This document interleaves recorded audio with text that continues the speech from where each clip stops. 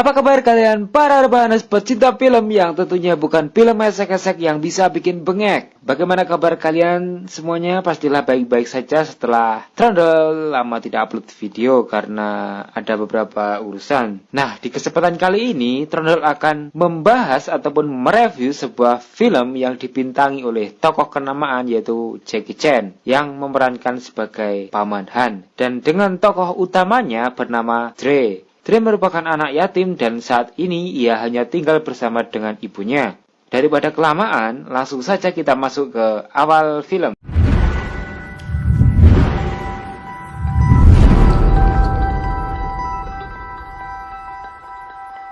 Yang dimana film ini diawali dengan adegan Dre dan ibunya yang akan berpindah dari Detroit ke kota Cina.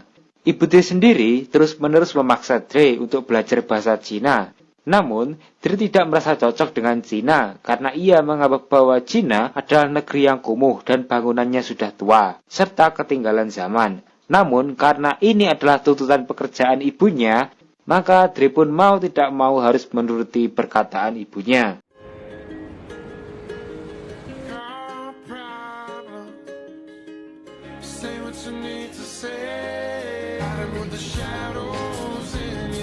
Tidak singkat cerita, sampailah Dre dan ibunya di Beijing, Cina. Dre yang masih tidak nyaman dengan suasana baru di Cina dan pada dasarnya ia adalah anak yang nakal, ia pun menaruh bajunya dengan sembarangan. Karena hal itu, ibu Dre pun marah dan menyuruh si Dre agar menaruh pakaiannya ke tempat yang semestinya. Karena air panas di kamar mandi rumah Dre yang rusak, ibunya pun menyuruh Dre untuk memanggil seorang teknisi bernama Mr. Han atau gampangnya disebut Paman Han saja. Paman Han sendiri adalah orang introvert dan pendiam. Namun di balik itu semua, Paman Han tampak menyimpan sebuah kesedihan yang sangat amat mendalam, sehingga mengubah kepribadiannya menjadi seperti yang sekarang ini. Karena saat itu Paman Han yang sedang makan, ia merasa terganggu dengan kehadiran Dre. Karena si Dre tidak enak untuk mengganggu si Paman Han, maka ia pun memutuskan untuk menunggu di luar sampai Paman Han selesai makan. I could get out of your hair. This is a bad time. Suasana berpindah ke suatu taman, di mana Dre mendapatkan teman-teman baru serta bermain bersama. Saat asik bermain, Dre melihat seorang gadis seumurannya yang sangat cantik bernama Mei Ying. Gadis itu sedang duduk dan berlatih biola. Dre pun memberanikan diri untuk mendekatinya. Tanpa disangka, gadis itu pun juga tertarik dan merespon si Dre. Karena ia melihat si Dre sangat-sangat lucu dan rambutnya unik. Tiba-tiba ada seorang anak laki-laki yang datang bernama Cheng, yang kelihatannya ia tidak menyukai jika Dre mendekati Mei Ying.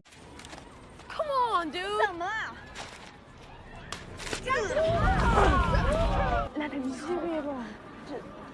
Untungnya mereka berdua bisa dilerai oleh Mei Ying dan orang-orang di sana.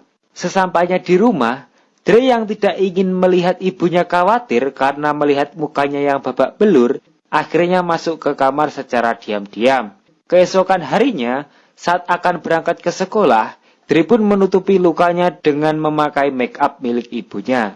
Akan tetapi saat sampai di sekolahnya yang baru, ternyata si Cheng dan Mei Ying juga ikut sekolah di sana. Setelah pulang sekolah, saat sore hari, Paman Han pun datang ke rumah Dre untuk membetulkan air di rumah Dre. Saat Paman Han masuk, ia melihat Dre yang sedang berlatih karate dengan mengikuti gerak-gerakan yang ia lihat di TV. Paman Han yang ada di kamar mandi pun mencoba memanggil si Dre, namun Dre tidak mendengar hal itu. Akhirnya, Paman Han pun menggunakan keahlian rahasianya dan membuat si Dre pun ke kamar mandi. Tidak lama kemudian ibu si Dre pun pulang dan dengan emosinya karena ia melihat jaket milik si Dre itu tergeletak lagi di lantai. Ibunya pun marah kepada si Dre karena merasa kesal. Ternyata kejadian itu disaksikan oleh Paman Han sambil terus memperbaiki kamar mandi yang rusak. Singkat cerita, saat di sekolah, Dre yang trauma karena telah digebukin sama si Cheng, ia terus-menerus ngumpet setiap dia melihat si Cheng dan teman-temannya. Di sisi lain, hubungan Dre dan Mei Ying semakin erat karena seringnya mereka bertemu di sekolah. Mei Ying yang terlihat sedang sibuk bermain biola, karena sebentar lagi ia akan ikut kompetisi musik. Karena hal tersebut, kedua orang tua Mei Ying pun sampai memanggil guru musik dari Spanyol untuk private dengan Mei Ying. Singkat cerita, Dre yang sedang jalan-jalan dengan ibunya tiba-tiba mendengar suara kumpulan orang yang sedang latihan.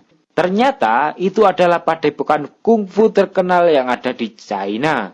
Tapi karena Dre melihat si Cheng adalah bagian dari perguruan itu, ia pun langsung kesal dan pulang karena berpikir bahwa si Cheng orang yang jago kungfu. Dia pun sadar bahwa dia tidak akan pernah mungkin menang melawan si Cheng. Ibunya yang melihat perilaku Dre merasa khawatir dan bertanya-tanya apa yang sebenarnya terjadi dengan Dre. Dre pun mengelak dan tidak memberitahu ibunya tentang kejadian yang selama ini terjadi. Dre hanya bisa marah dan berkata bahwa dia menyesal telah pindah ke Cina.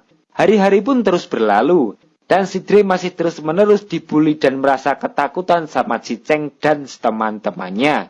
Sampai guru sekolahnya pun bertanya apa yang sebenarnya terjadi. Akan tetapi, Dre masih keras kepala dan tidak mau untuk memberitahu gurunya.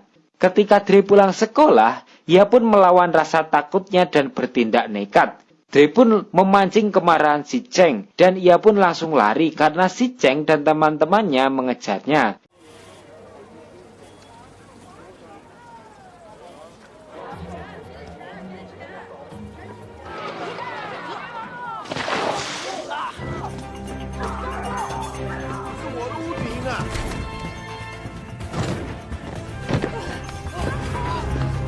Naasnya, Dre masuk ke suatu gang dan tidak bisa berlari kemana-mana. Hingga akhirnya, mereka pun memukuli si Dre sampai babak belur. Saat si Dre sudah babak belur, tiba-tiba Paman Han pun datang. Dan seketika, bruk, si Dre pun yang melihat kejadian itu merasa kaget. Ternyata Paman Han yang dia kira hanya seorang teknisi biasa adalah seorang yang ahli kungfu.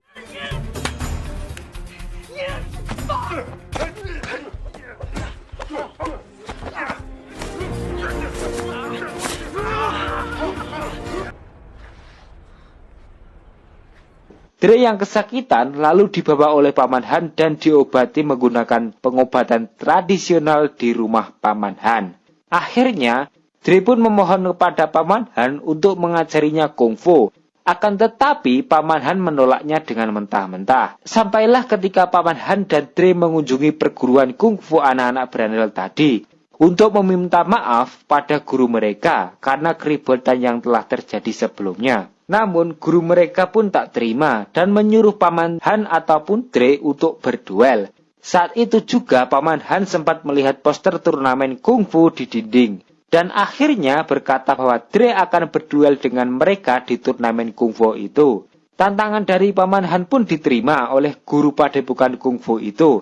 Setelah mereka keluar, Dre pun bertanya apa yang Paman Han dan guru tadi bicarakan. Karena perbincangan tadi menggunakan bahasa China.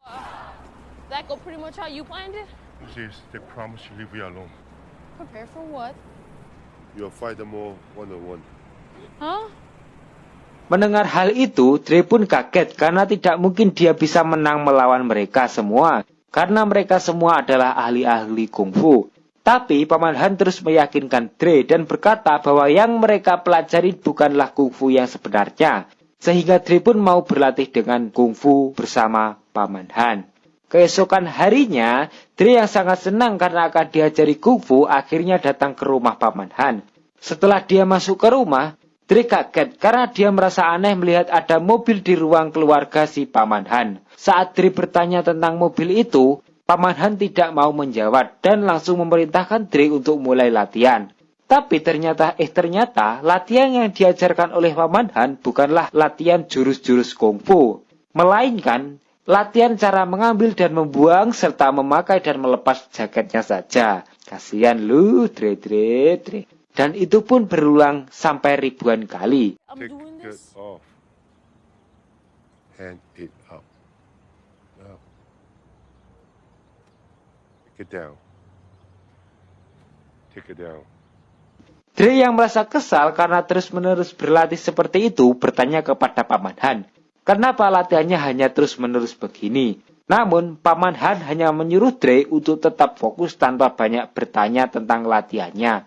Hari demi hari pun dilalui oleh Dre dengan berlatih yang sama seperti hari-hari biasanya dan secara terus-menerus. Saat hujan, panas, siang, dan malam, dan dalam kondisi apapun, ia pun hanya diajari oleh Paman Han pelajaran seperti itu. Akhirnya, sampailah saat Dre benar-benar merasa muak sama latihannya tersebut. Karena dia berpikir tidak ada kemajuan sama sekali karena yang ia lakukan hanya gerakan itu-itu saja. Ia pun lalu emosi dan ia pun berkata bahwa dia akan berhenti dari latihannya. Mendengar perkataan tersebut, Paman Han pun langsung memanggilnya dan terbongkarlah maksud Paman Han melatih Dre dengan cara seperti itu. Dre, What? check it on. Firm. Check it off. Strong. Dre pun kaget karena tanpa dia sadarin tiba-tiba dia jago banget sama kungfu. Dari sinilah Paman Han menjelaskan kepada Dre maksud dari gerakan memakai dan melepaskan jaket yang sudah Dre lakukan ribuan kali tersebut. Semenjak saat itu, Dre pun mulai serius dalam mempelajari kungfu dan mulai respek lagi dengan Paman Han. Dia pun diberi nama Cina yang diberikan oleh Paman Han. Keesokan harinya, Dre dan Paman Han pergi ke suatu tempat di mana dulu waktu kecil Paman Han berlatih kungfu bersama ayahnya. Di sana, Dre pun terkejut melihat betapa indahnya kungfu yang sebenarnya. Berbeda jauh dengan kungfu yang selama ini ia lihat di perkotaan, khususnya di tempat Cheng berlatih.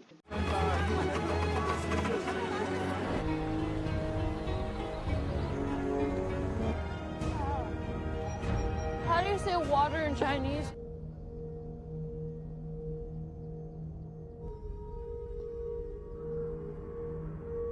Bahkan di sana ada seorang wanita di mana wanita itu bisa mengikuti gerakan seekor ular. Ular yang mengikuti gerakan wanita, gitu loh Dre.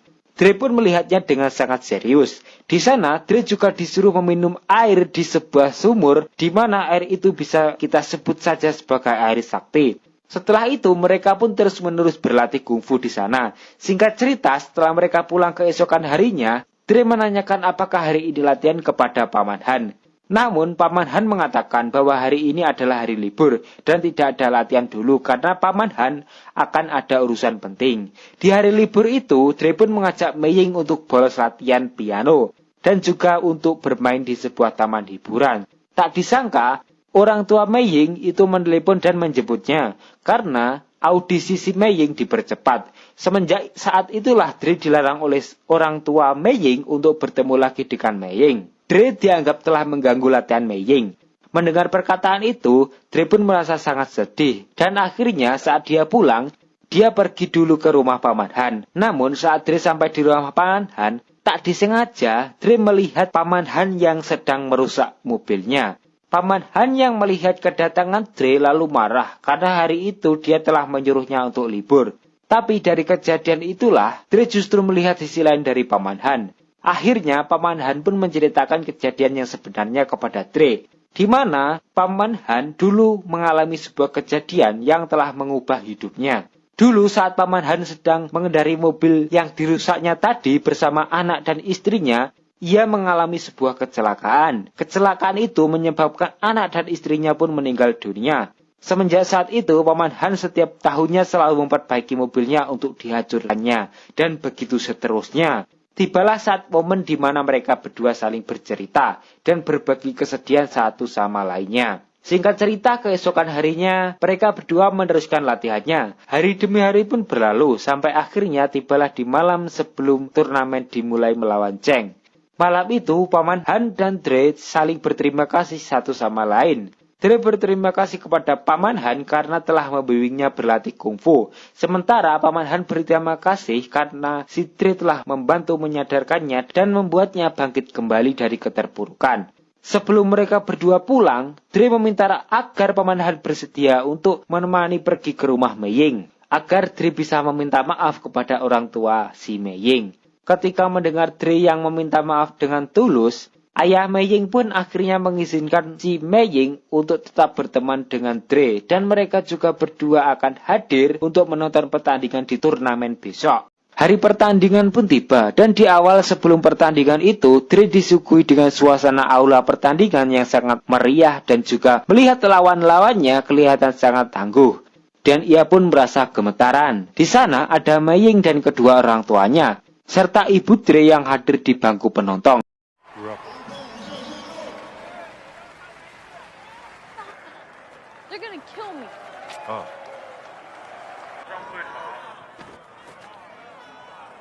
Tibalah saat di mana Dre melakukan pertandingan pertamanya. Karena belum terlalu paham dan dengan rasa ketakutan yang sangat amat sangat, ia pun tidak paham peraturan pertandingannya dan alhasil ia berlari dari keluar lingkaran. Hal itu pun menyebabkan dia kehilangan poin pertamanya. Namun setelah dia bisa berhasil lebih fokus, akhirnya dia pun berhasil membalikkan dengan menang 2 kali berturut-turut dengan skor akhir 2-1. Terlihat juga rekan-rekan Cheng yang juga terlihat sangat kuat, bahkan bisa menang dengan mudah dengan skor telak. Pertandingan kedua dan ketiga yang dilakukan Dre dan Cheng berhasil mereka menangkan, sehingga membuat mereka melaju ke pertandingan babak semifinal. Melihat Dre yang melaju dengan mulus itu, Guru Cheng tampak agak gelisah. Saat pertandingan semifinal itu, Dre harus berhadapan dengan salah satu anggota tim si Cheng. Dan terlihat bahwa dia dan gurunya itu sudah mengatur sebuah rencana yang amat sangat licik, yaitu membuat si Dre cedera. Setelah mematahkan kaki Dre, teman si Cheng itu terlihat sangat bersalah dan tertekan karena kelakuan yang ia lakukan tadi, yang membuatnya berhasil didiskualifikasi dari pertandingan. Setelah itu, Dre pun dibawa ke ruang medis untuk diperiksa. Di sana, dokter mengatakan bahwa tulang kaki Dre patah. Dan dokter berkata bahwa si Dre tidak akan bisa melanjutkan pertandingan dan harus menyerah. Sementara itu, pertandingan final akan mempertandingkan antara Dre dan Cheng. Namun panitia sedang menunggu kabar dari si Dre. Apakah Dre bisa melanjutkan pertandingan ataupun tidak. Dan jika si Dre tidak bisa melanjutkan pertandingan, maka dia akan dianggap gugur. Dan si Cheng lah yang akan menang. Dre pun memohon kepada Paman Han supaya dia diobati dengan metode pengobatan tradisional Cina yang dulu pernah dia lakukan ke Dre setelah Dre dipukuli oleh Cheng. So let's do the fiery cup thing. You said that when life knocks you down, please, I'm sorry.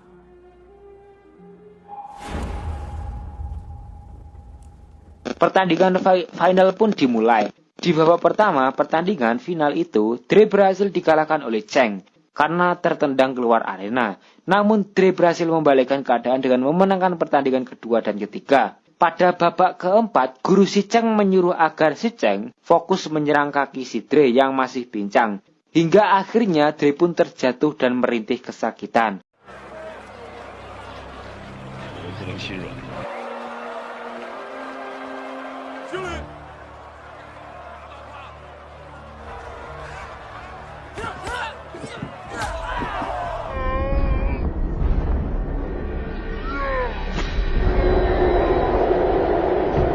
Karena Dre yang tidak bisa lagi menggunakan kaki kirinya yang sakit, dia pun lalu memasang kuda-kuda seperti wanita pengendali ular yang dulu pernah ia lihat di Padepokan Suci.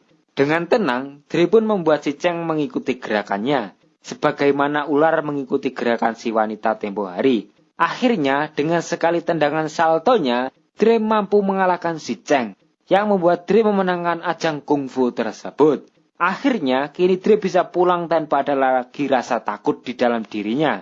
Dan film pun usai. Demikian Sobat Terbanas dari alur film The Karate Kid. Nilai moral yang dapat kita ambil dari film ini adalah, salah satunya nih, jangan pernah merasa putus asa untuk terus belajar, dan terus belajar. Terima kasih, sekian dan sampai jumpa di alur film selanjutnya. Salam Project Film.